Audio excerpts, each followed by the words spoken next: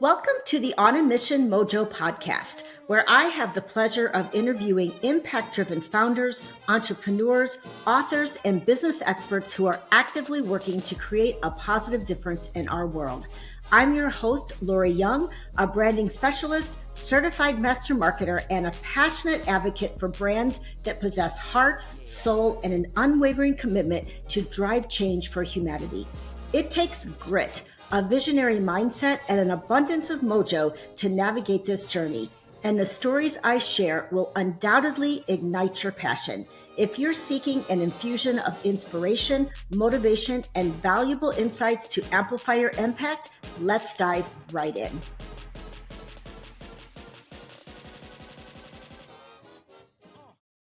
Welcome to episode 9 of On a Mission Mojo podcast. I have a powerhouse woman with us today who has been working for years with the Changemakers of the world.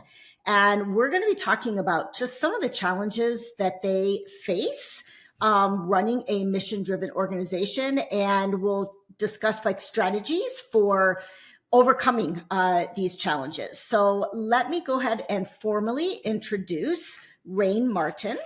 She is the founder of It's the Impact, a leadership coaching company dedicated to helping change makers who are looking to build up the world with lasting impact, to build stronger communities, grow stronger businesses, and be a force within their private, nonprofit, or government organizations. Rayne uses her 25 plus years executive experience and unique strengths to help leaders dig deeper into their purpose and vision, fine-tune their strategies, overcome mindset blocks, and build the pathway to success in their big, audacious dreams to see a better world for everyone. Over the past 5 years, she has assisted hundreds of leaders successfully imagine and achieve better futures for themselves, their organizations, and their communities. Rayne's clients have started nonprofit organizations, raised significant funds, successfully challenged the status quo, made significant career alignments in support of the purpose, and more. Her belief in equity and diversity runs deep. As someone who doesn't just talk the talk, she intentionally keeps her client base diverse in gender, race, age, and income. So welcome, Rayne, to the show. I am so excited to talk to you. Why don't we just start by you sharing with listeners a little bit about your mission in the world? Yeah, absolutely. Thank you. And first, let me also thank you for being here. It's so, and It's the Impact. Part of our belief is that leadership isn't leadership unless it's resulting in positive change in the world. We have a very strong belief that you can lead all sorts of organizations and companies, but if it's not having that kind of an impact, it's not leadership as far as we're concerned. So I just appreciate you doing this kind of podcast and raising the voices and the priority that changing the world and having a mission about your work is really key. So thank you for that. Of course. I love it. Thank you. I love it. And I know from our engagements before, it really matters to you personally as well. It does. Awesome. So our mission at It's the Impact is to help change the lives in a positive way of another 500,000 residents by the year 2050. And we do that by supporting leaders who have an organization that can be a nonprofit organization, a company, a fundraising organization, but any kind of organization or operation that's dedicated to having some sort of positive change in the world. So we work on issues of housing, the economy, environment, social justice, all different types of areas, but people who are really in the work with a purpose to create great outcomes for others. Awesome. And the way I like to say it in sort of the quickest, easiest way is, to really honor the fact that there's a lot of people that didn't have the access to the seat that they have, and to create more opportunities for those people whose lives they're going to touch to have that access. Got it. Yeah. I knew, I've known Rayne for quite a few years. And when I had the idea to start this podcast, she was definitely one of the first people that I thought of, because I just feel so aligned with what you're doing, and it's so aligned with what I'm trying to accomplish with the podcast. So tell me, I guess, a little bit about like your story. Like, what brought you to this mission? Like, why this? Yeah. I think there's a couple of two reasons I think that are the driving force. One is really the community and the place that I was raised in. So I'm from a very rural place in North Louisiana. It was town 200. I went to a public school, graduated with 17 people in a public school. Oh, and, wow. Very small. And went, it's K-12. So I knew my friends since we were 5. And, we were what I like to call radically undereducated.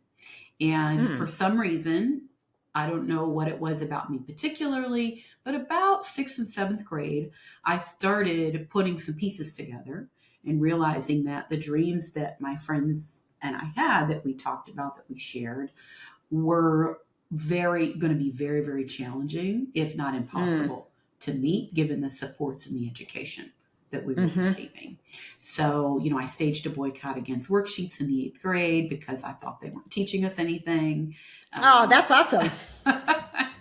I remember boys weren't allowed to wear earrings to school, which I thought was silly. They want to wear earrings. So I started a petition for that. So I just always had this sort of belief that like people should be able to access what they want in terms of their authentic self and also the future that they want to have. And that I just knew that wasn't happening for us. So that was a big part of it.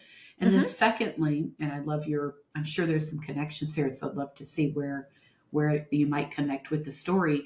I grew up in a household with a mom who is absolutely amazing. She beats everyone at Jeopardy. She makes amazing craft goods. I mean, like really good stuff that people want to buy off of her. She used to take our granddad's old ties and make teddy bears out of them.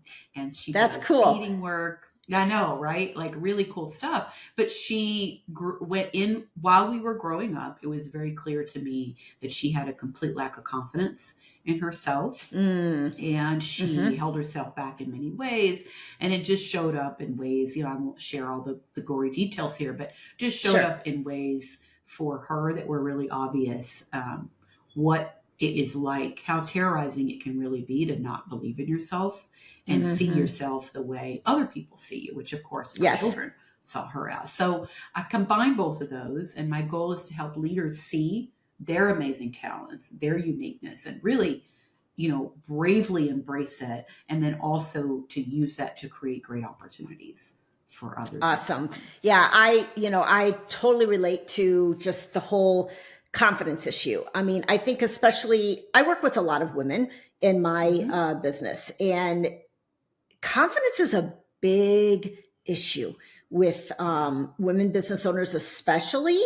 I find myself just kind of like being like a cheerleader. I was a cheerleader for 6 years in junior high and high school. And so somehow I guess I've managed to become a cheerleader for, for businesses, and just helping them to see their worth and their gifts that they have to offer the world. Sometimes it's just like, I have a client that is putting together some videos for a little lead magnet she's doing. And something that's so important to her is just, can you please look at these videos and just tell me what you think?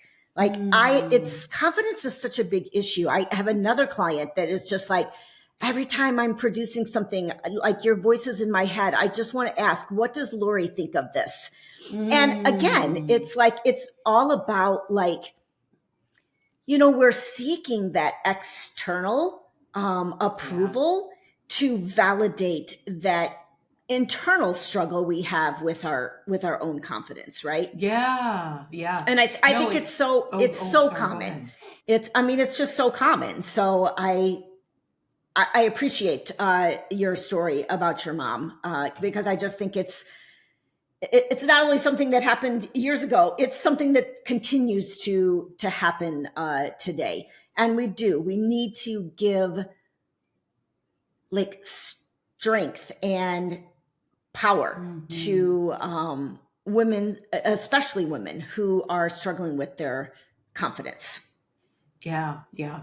Well, and a couple of thoughts about that. I mean, one, I think it's interesting when you think about the generational sort of aspect of this, right? Because, I often think, what happened to her mom, right? Because in Hmm. many ways, her mom was the reason she didn't have the confidence that she had.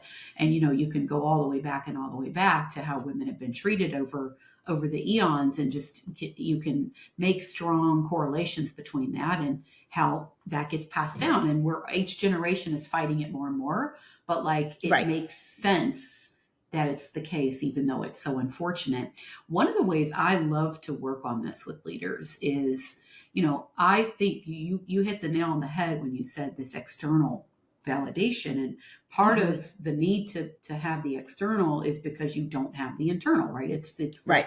It's the opposite of confidence, right? It's the void that's there. And one of the things I do with all the leaders we work with is really do what I call harness your strengths, which goes Mm. pretty deep.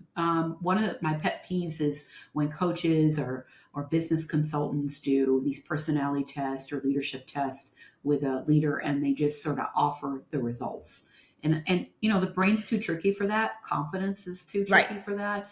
And I like to work really hard with my folks to help them craft an identity with them, right? Like it's not just a passing piece of information that should Hmm. go on a desk and sit there for Right. a couple of years.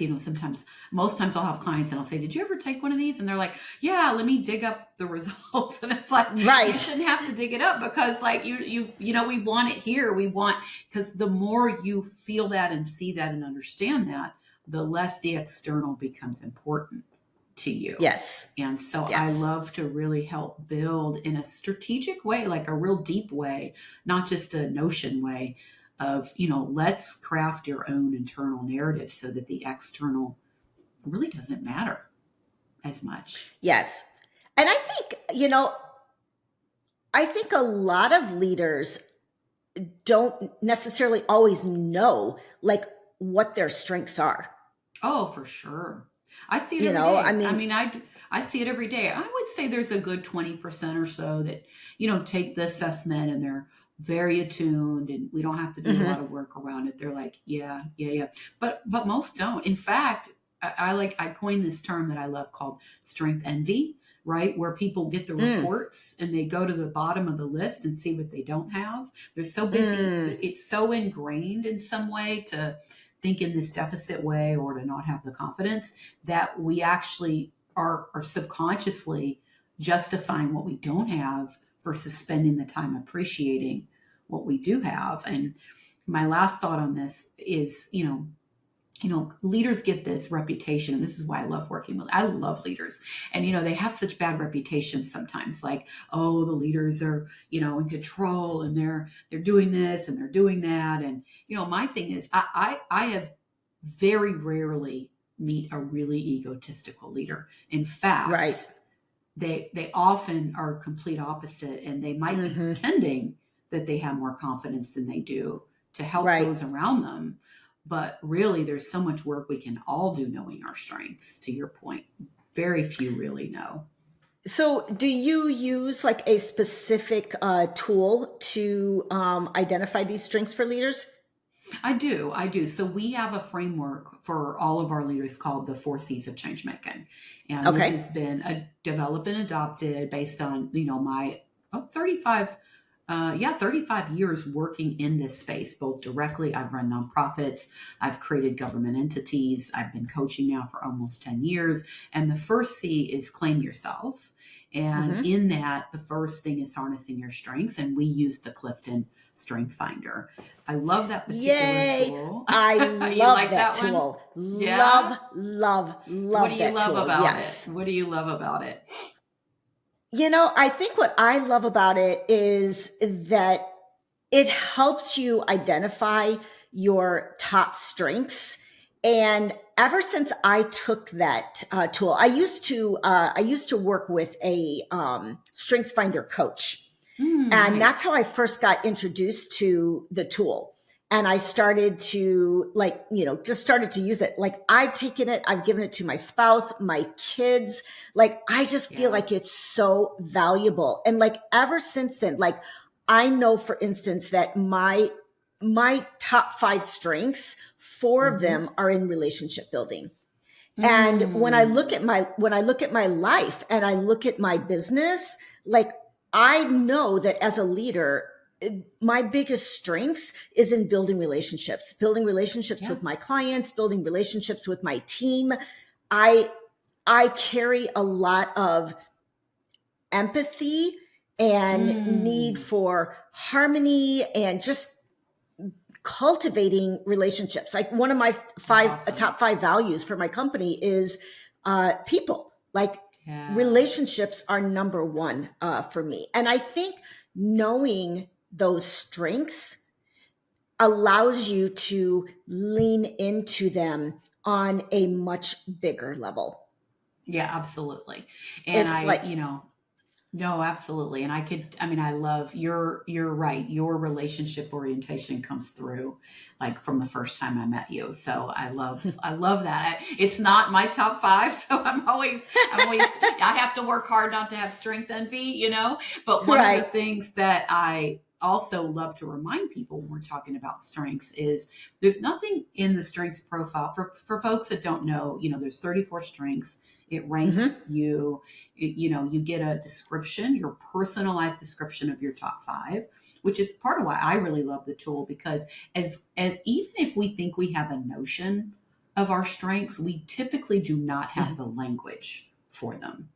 And Yes. Agreed. that's where I love to help force people to internalize. So we do a lot of, I really make people read those. I make people do activities with them because I want people to identify with that language. And then Mm-hmm. the other, you've got the middle 10, the bottom 10. And what I Mm-hmm. like to remind people, 2 things. One, strengths are neutral. They're not good or bad. They're just who we Mm-hmm. show up as when we wake up in the Mm-hmm. morning in our most natural state. And 2, we can do anything on the list. What really is articulated in these profiles is our orientation to how we Mm. do them. So, for instance, Lori, I know you're a great executor, which is a Yes. part of the profile, but you Yeah. use your relationship building skills Mm-hmm. a lot more to execute than someone who doesn't have that profile, And so that's the other reason, the other way I really like to work with people, and something I think I pride myself on is really being authentic. Like, you have to be you in all these Mm-hmm. scenarios.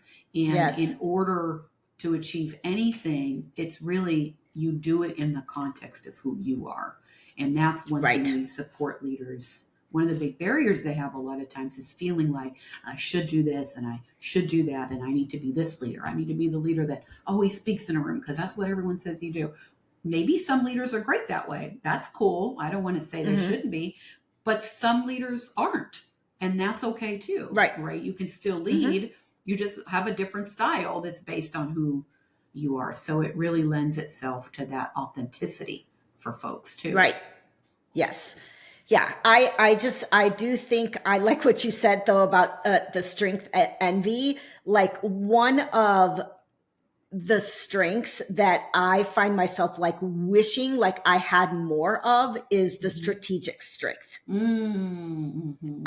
It's just like my spouse has that, and some of my team members have that. But this is what I've learned. It's like, okay, so yes, I have intellection as one of my top 10, which is a Mm-hmm. strategic strength. But Mm-hmm.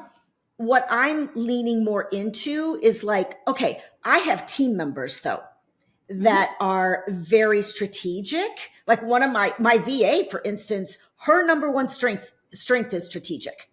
And it's like, okay, Nice. Mm-hmm. why aren't I using that? Why aren't I using my relationship building skills to Yeah. access and pull from other people's strengths on my team, right? Well, absolutely. And you raised 2 really good points there. I think one is the more we've internalized our own strengths, the Mm-hmm. more we can receive and appreciate and utilize others, right? I mean, that's also this weird correlation, right? It's like when you love yourself so much for who you are, the space for loving others and Mm-hmm. building others and using others becomes more vast, right? So it's Right. like if I'm not worried about what I don't have, but I love it so much, then I'm like, oh, I look around, well, what other people have too?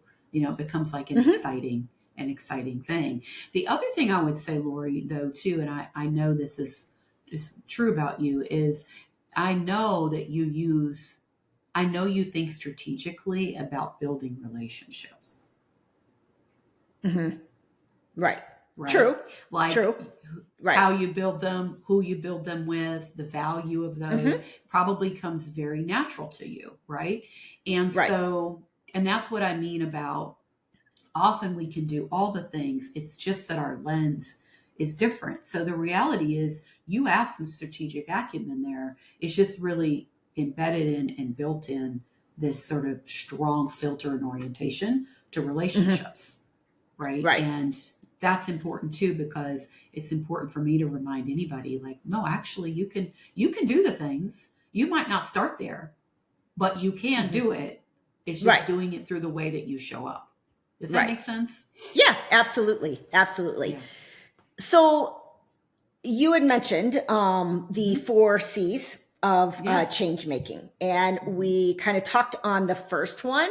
Let's dive a little bit into like the other three, because I know that leaders of mission driven organizations are going to be able to get a lot of value from that.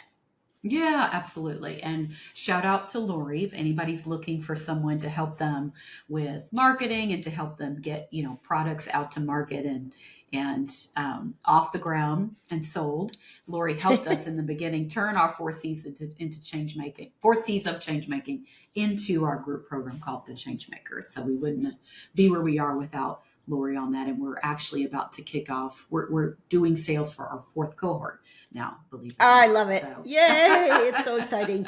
I it mean, I is. remember from the infant stages of when we were first planning it out and building the sales page for it Yes, and trying to get traction. And that's like the hardest part, right? Is like absolutely. launching something new and getting Hmm. traction for it and believing in like in your cause and not like giving up. So often, like, from a marketing perspective, like so often, like when we first launch something new, it doesn't always like gain traction like right away. For sure. And so a lot of times, business owners will give up and say, oh, okay, well, this was a flop idea. And I'm so glad that you didn't give up, that you kept going. And like, it's just exciting to hear that you're now in the fourth cohort. No, thank That's so cool.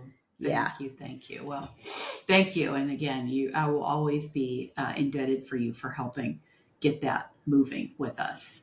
Yeah. And it gets to, one of the things that you're talking about is actually, so in the first C, claim yourself. One of the other parts in there, in addition to strengths, is really knowing your leadership legacy. Some Mm. people in a more general way call it your purpose. From a leadership standpoint, I like leadership legacy a little more because it keeps it focused on professional, which is what we work on at Hmm. It's the Impact. And it's really like, again, what is your reason for doing this business? What are you actually trying to do? And when I help people with this gets to your point a little bit about sticking to it. Like having this really allows you to have that stick it to itiveness, because Hmm. it's not about the product you're trying to get off the ground. It's not about the social media post you're trying to do. It's Right. really about holding true to the idea that It's the Impact. We are Hmm. about helping leaders have more belief in themselves so they can be more brave and change the world in better ways for others, right? So for us, Right. the idea that we would give up on it is not an option for us, because that Sure. is why we're here. That's why Right. we're here. So that's also what we help people with. It's like, what is that thing? It's not your company's mission. A great way to illustrate this is, I have this beautiful example of someone I've coached for a long time. She was a school teacher and she had wanted to start her own nonprofit. She was in a Hmm. business incubator at the time, and she unfortunately had lost a child in the NICU Oh, in New Orleans. Terrible, yikes. terrible story.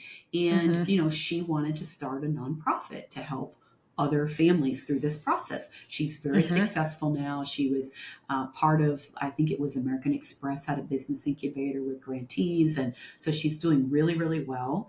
And, one of her mission is something akin to, we help families in Louisiana make sure they have the resources they need when their kids are having this experience, right? But her leadership legacy, her personal leadership legacy is that no NICU family has that experience alone, right? It's very Right. personal. It's very connected. It's not bound to the business or the product, right? And so that's what we really help people do too. Our second C is to catalyze a path, and this is really around being focused on a core body of work. So you mentioned strategy. Strategy is my number second strength, and it's probably my big ride or die. So it's like, all right, I'm so jelly. Oh, trust me, I have strength envy about the relationship stuff too, for sure. I'm like middle of the pack on that at best. But it's really about, using that strength and helping people say, look, if you're going to spend a certain amount of hours a day, you want to make an impact against this legacy, like let's pick a body of work that's going to be meaningful, right? That's really going to change the dime. And then let's stick to it. Let's manage our time around it. Let's delegate it around it. Let's learn how to say no to other things. So really getting you in a groove where you feel like the time you're investing is changing something. You can go home and go to bed at night knowing, oh, actually, the very reason I exist, I'm actually making a difference in. Right. Then we have challenger thinking, which is, I'm diagnosed obsessive compulsive disorder, which is chronic, it's chemical. And because of that, I've learned a lot about the brain, and this is where a lot of the confidence stuff comes in. So we work with people to take brain science and learn a system for knowing how they feel, knowing where that feeling is coming from, learning to reframe, and learning to harness the power of specific emotions to achieve outcomes. All right. So that is a very powerful module. And then the last one is creating champions. We can't be change makers if we're not enlisting more and more people on a regular basis and in more depth. And leaders often get tunnel vision even when they think about relationships. I'm sure you don't do this. Interestingly, because of your strength, right? But a lot of people that don't have your strength, they think of relationships only in my staff or my board. And it's like, no, actually, you should be spending a good 20% of your time out in the community, out with funders, out with politicians, people that are going to move your mission forward. So those are the areas that we believe you have to really master in order to truly be a change maker. I guess one of the things that I think about is just like the challenges that leaders of mission-driven organizations are facing. Like, what would you say is like maybe just the number one challenge that they are facing today in moving, like in driving their mission initiatives? Absolutely. The thing that they cite the most, I'll start with that, because as you know, but you've done a little, I know you have some coaching style and coaching in your work with people, and what people come to you with isn't often what it ends up being, right? Yes, exactly. Right. But I'll tell you sort of the words that people use, and then sort of the way we think about that challenge and what we do to help them. So often people come and they're like, I don't have enough time, right? I'm not focused enough to get certain things accomplished. My team isn't performing the way that I want them to be. My board or stakeholders aren't in support of me. I'm not achieving work-life balance, right? Those are very typical things that people come to us with.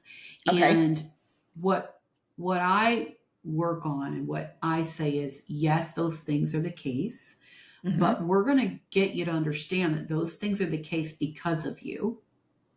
Right? They're the case because of you, right? Because of the way you're thinking, because of the way you're operating. And we're going to get you so clear on knowing who you are, the decisions that you're making, and the freedom that you have, that you're not giving yourself, that you're going to solve those things much more quickly than you think is possible by a mix of mindset stuff, tools. Because frankly, even when people come with those barriers and then you hear them talk, they're often self-imposed. It's like, I don't have time. Well, actually, I say, who's in charge of your time? Okay, I am. It's It's like, usually it's like, okay, I am in charge of my time, right? So, but Right. people are pretty aware, right? It's like, okay, well then let's talk about why you're choosing then to not manage your time the way you want to be managing your time. And that's where that challenge your thinking stuff comes in. And then we have tools too around time blocking, right? We teach people how to say no, how to have difficult conversations. So some of the technical skills as well, but also really giving people that mindset tool of like, actually, first you got to believe that this is a challenge that you're creating and that you can change yourself. Does that make sense? Oh, absolutely. I mean, I agree 100%. Reminds me of another podcast guest that I interviewed, and she works with parents of teens and like young adults, like college students and so forth. And often what happens is these parents come to her and say, oh my God, you got to help me change my kids. My kid is unmotivated. My kid is this, my kid is that, right? And she is always going back to, it starts with you. Like, how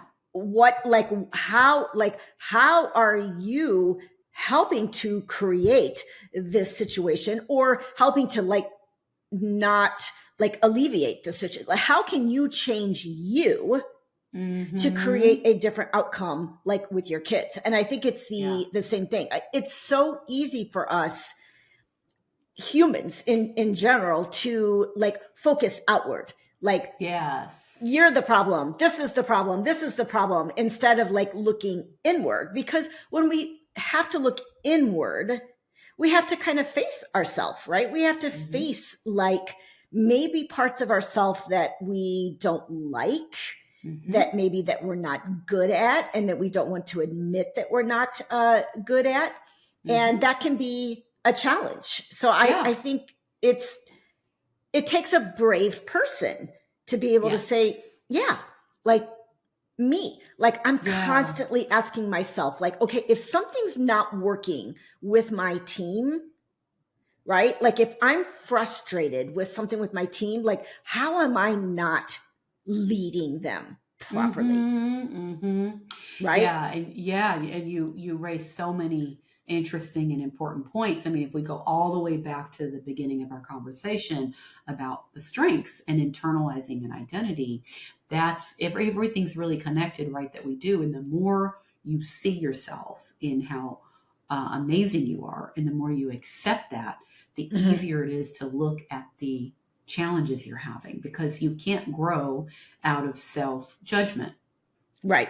You just can't, or you can't. I like that. Really I like that. You can't grow out of self-judgment. That's very powerful, because we're so harsh with ourselves.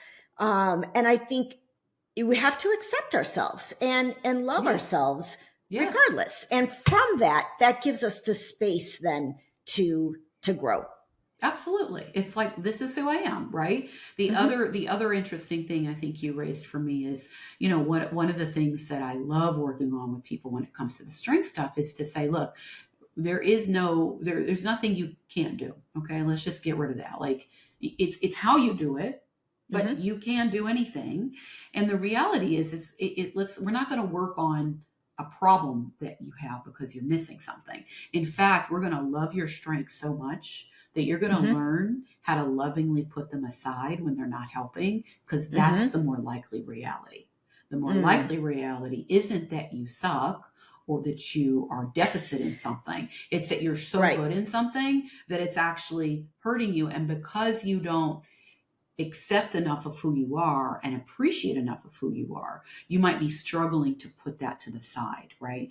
So I give this funny example to my clients about strategy, right? It's like, my husband will say, okay, well, let's go to the grocery store. And I'll say, okay, well, we could go this way, or we could go this way and save 2 minutes, or we could go this way and pick up the dry cleaning. And if we go to this store, we could pick this up. If we go to this, he's like, I just want to go. There's literally a grocery store like a mile from our house. He's like, I just want to go to the grocery store, right? This is unnecessary. And I just have to laugh at myself and say, there it is. There's my strategy. I love you so much, but I do not need you right now. Right. Right. And then once I give myself permission to let that be, then I open up a whole other set of actions that I can take. And that's also a way that we really like to work with people, so that it doesn't have to be so brave to look at yourself. Actually, it's fun because you're really accepting who you are, if that makes sense. Yes. I like what you said about sometimes your strengths can hurt you. Yeah. Like, one of my strengths is harmony. And so I know how to create harmony. Like, I'm a very grounded person, like relationally, but how that can hurt me is sometimes I'm too much of a people pleaser. Like, I want harmony so much that I'm afraid to shake things up relationally. Yeah. And that's not always good. Yeah. Right? And again, I know, absolutely. And I think, again, just what you could do is just play around. Again, noticing. Knowing means you can notice more. Right? And then noticing allows you to put it to the side. I always joke and say, look, just say, look, I know you're not going anywhere, Harmony. You're going to live. You're my ride or die. You're with me till the death, right? Right. But for this next 10 minutes, I got to have this difficult conversation. I'm going to put you on the shelf, and you'll be right back. Right. Yes. Back. And it's just such an easier way for us to show up and be who we need to be. Because this is what I say with leadership too. I mean, something else you touched on that's really important is, part of why we focus on self so much is not because we think, oh, you're a problem or you're the one. It's because, we can't really control anyone else, right? Just from a practical matter, you have to work on yourself. We can barely control ourselves. I say, look, I want to lose the same 10 pounds for the last 3 years, right? I can barely control if I choose to put something in my mouth or not, right? Controlling someone else's behavior, much less someone else's mindset, forget it. What a waste of energy. Oh my gosh, right? That's so true. But we can do more with ourselves. So, and then finally on that topic, what I say to my leaders is, look, I'm sorry, but you have a responsibility. You signed up and you were given an option that a lot of people don't, to be a steward of goodness for others, your direct reports and the people you serve. So you have to lead, right? You have to put these strengths aside if they're not helping you. You have a responsibility to do that. And you can, and you have to, right? Right. Sorry, but that's the name of the game, right? It's like sometimes they call me, you talked about being a cheerleader. Sometimes I get called the accountability cheerleader because I'm like, yeah, you can do it, but you better do it. Right. Yeah, exactly. Hey, and accountability is huge. Like, we need that. Tell listeners just a little, we've talked about so much of how you work with these leaders. Tell listeners just a little bit about the Changemakers group program that you have, just in the event that someone who's listening has if they're loving everything that you're saying and they're resonating and saying, oh my gosh, I so need this. How can they work with you?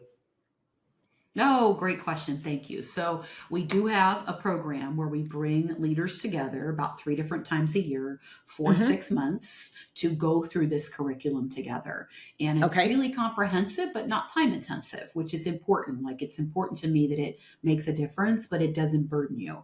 So it takes about, 2 hours a month to do it, but you're well supported. There's an app that has lessons in it that are short, concise activities that allow you to use the lessons in your daily work. And then we have group masterminds so that people can come together across industries, but who care about the same thing, to really work through the stuff together. And my most important part that I'll always do, because I just believe it's the biggest difference maker, is coaching. So you get an app, you get the curriculum, you get group work, and you get one-on-one coaching. And we're all about, again, those leaders that just, they know that they're here for a reason and they really want to make a difference.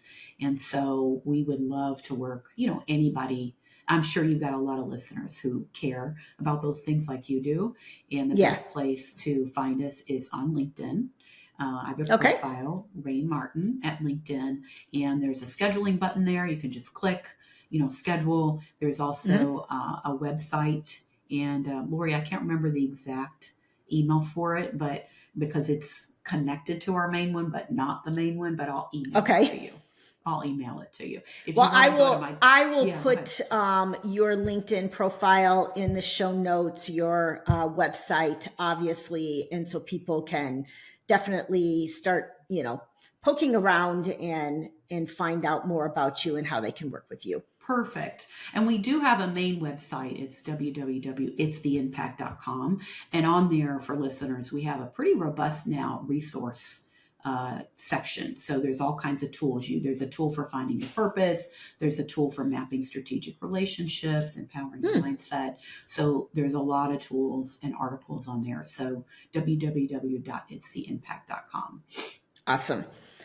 So my final question, because this is On a Mission Mojo, I like to talk about what you feel is your mojo, or that secret superpower that you bring to the world, and how do you maintain that mojo so your mission doesn't get derailed or goes off in directions that you don't want it to go in. Yeah. It's such an interesting question, right? And so there's two ways I've been described that I think offer some insight into it. One, I had a client once who's been one of my longest clients and said, Rayne is a dragon slayer. Right. So that's one. And then when I was in college, I had an English professor who at the time I had a silly schoolgirl crush on. Nothing ever happened, but he was Shakespearean and English. And, I took all the classes, and he wrote a letter of reference for me because I was an English major.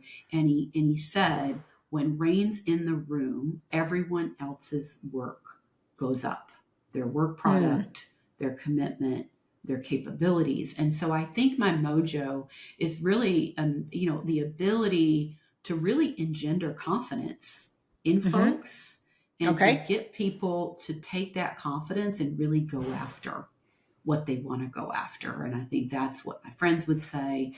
And, command is in my top 5 of strengths too, interestingly enough, which is part of that, part of that. Let's go get them. This is possible. Right. Life is short. You've got everything you need. And, I just keep it up by truly trying to keep myself authentic. That's also a big word that people use to describe me, is just really, no matter what, I'm sure you've been through this, Lori, in the beginning of this entrepreneurial journey. I just remember trying to read and learn so much, and everybody's saying you should do it this way, you should do it that way. And at some point it just became so overwhelming. Even my husband, who barely pays attention to my business, right, was like, in a good way, right, he's like, lets me do my thing, was like, babe, I think you're listening to way too much stuff right now, right? And so really keeping myself grounded in who I am and how I want to do things and what matters to me. I love that, because I preach that a lot with just, my branding and marketing agency, of just being authentic. If you want to build your brand visibility, there's nothing more important than being authentic. And we can get so caught up, again, back to this confidence issue of thinking that everyone outside of ourselves has the answers, but more often we need to turn inward and figure out what works for us, right? How do we stay authentic? Because people will be attracted to your brand and to your mission when you are authentic. And it may not be everybody, right? It may not be every single person, but it's going to be the right people. Yeah. Oh, I love that. I'm going to keep remembering that myself too. Yeah. That's important. Yeah. Thank you for the time today. So good to catch up with you. Thank you so much for being on the show. It was an absolutely amazing conversation. And I know that listeners are going to get a lot of value from this. So thank you again. Oh, thank you. And thank you for what you do. And again, you'll always be one of those, you'll be part of Changemaker forever. Yeah, that's a wrap on today's episode. Thank you for tuning in to the On a Mission Mojo podcast. Ready to dive into more incredible stories of people on a mission? Next week, I'll return with a fresh episode to ignite your passion for creating a better world. If you loved what you heard, be sure to subscribe, leave a glowing review, and spread the word to all your friends. Head over to onamissionbrands.com for more great episodes. Remember, the world needs your mojo, so go out there and let your brilliance shine.